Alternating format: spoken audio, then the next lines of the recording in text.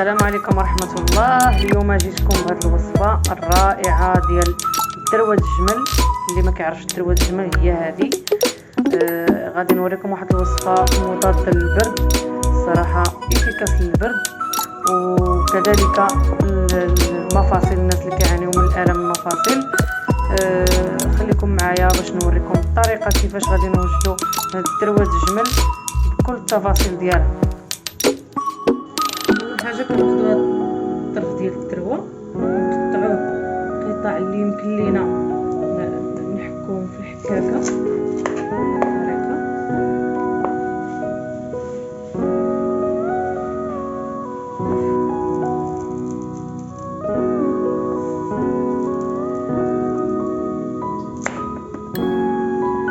هاد القطع هكا غادي نحكوهم في الحكاكه.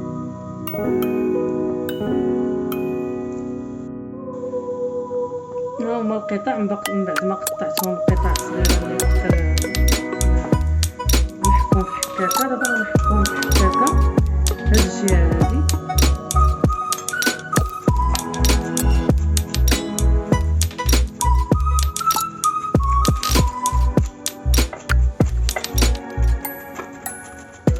كما كتشوفوا هكا خصو يكون القطع ديالها.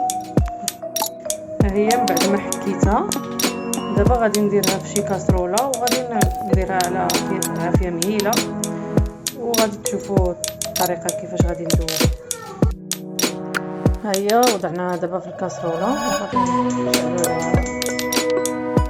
على عافيه وغادي تكون النار مهيله كما كتشوفوا مهيله. كنخليوها يعني في بضع دقائق كتذوب. كنأكد ان العافيه تكون مهيله باش كتذوب على خاطرها ما كتحرقش لينا.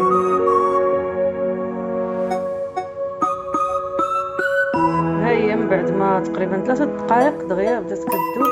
هاد الطريقه ديال انكم كتحكوها دغيا كتذوبها، احسن ما تقطعوها مرصويات يعني طريفات رقاق. ملي كتحك دغيا كتذوب كما كتشوفوا. ها هي ذابت لينا شويه، غادي نحركها شي شويه وغادي تشوفوها ان شاء الله جاهزه. غادي نحركها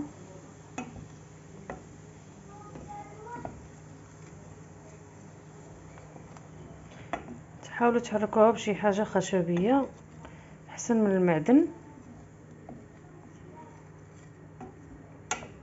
صافي وغادي نخليوها تكمل تذوب بالكامل.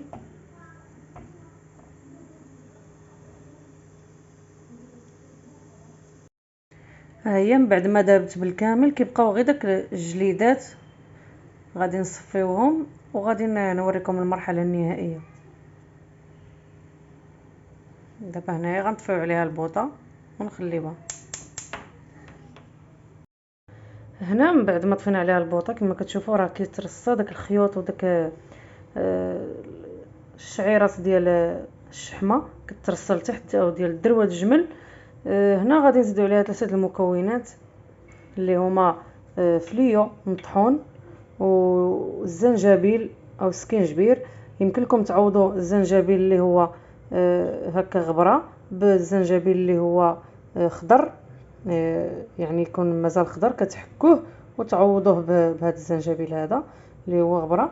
والمكون الثالث اللي هو الزعتر. غادي ناخذو تقريبا ملعقه تكون عامره شويه، ملعقه صغيره من كل حاجه،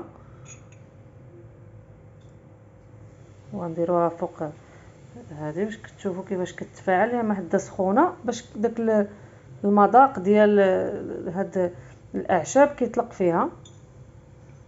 كنديروا ملعقه كذلك ديال السكينجبير،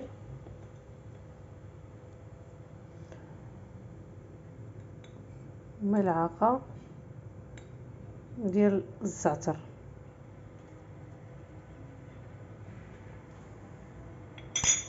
كنخلطوا هاد المكونات هكا محد هذيك الدروه سخونه باش داك العشوب كيطلقوا فيها.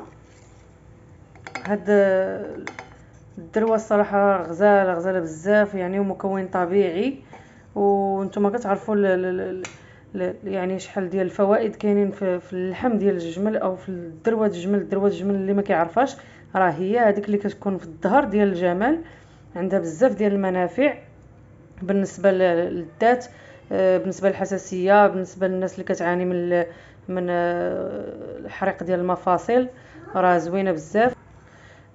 هنايا غادي نخليو هاد المكونات كامله تطلق في هاد الدروه ما حتى سخونه، غير تبدا تدفى شي شويه غادي نصفيوها من هاد الشيء، وغادي نديروها في قريعات خاصه بالزجاج، وغادي تشوفوا معايا النتيجه النهائيه.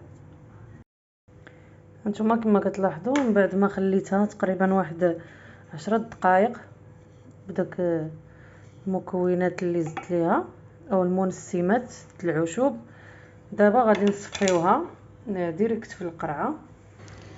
بالنسبه للناس اللي كتعاني من المفاصل، يعني هاد الدروه الجمل ملي يكون المفصل كيحرقك، يعني الركبه ولا اليد ولا شي حاجه، كذوبي واحد شويه وكدهني به داك المنطقه، راه افيكاس زعما الصراحه عن تجربه زوينه بزاف.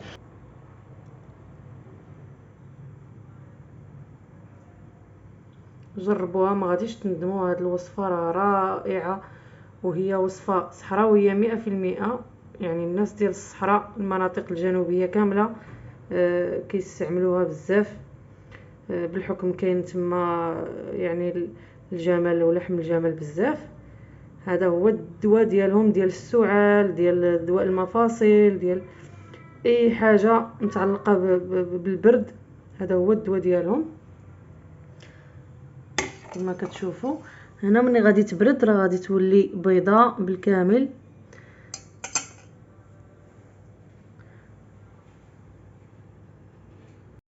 وهذه هي النتيجه ديال الدروه ديالي من بعد ما يبسات. كما كتشوفوا كما بردات كتولي على هذا الشكل كريمي،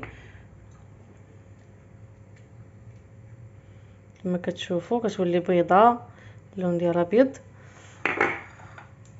غادي من الوصفه كيفاش غادي تبقاو تستعملوها، معلقه غادي تذوبوها في الصباح، يعني في الصباح مقبل من الاكل ديال قبل الفطور ومورا الغداء، مع معلقه ديال العسل، ومورا ملي يبغي الانسان ينعس عاوتاني، ملي يبغي ينعس عاوتاني يدير معلقه يذوبها مع معلقه ديال العسل الحره، العسل تكون بلديه.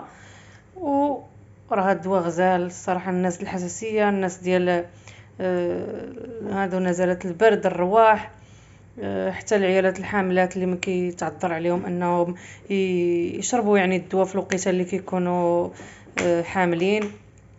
هذه هي الصراحه احسن دواء ليهم بالنسبه للكحه السعال وداكشي، راه دواء غزال بزاف، كنصحكم بها. وشكرا على المتابعه، وما تنسونيش من اللايكات والبارطاج، والى فيديو قادم ان شاء الله.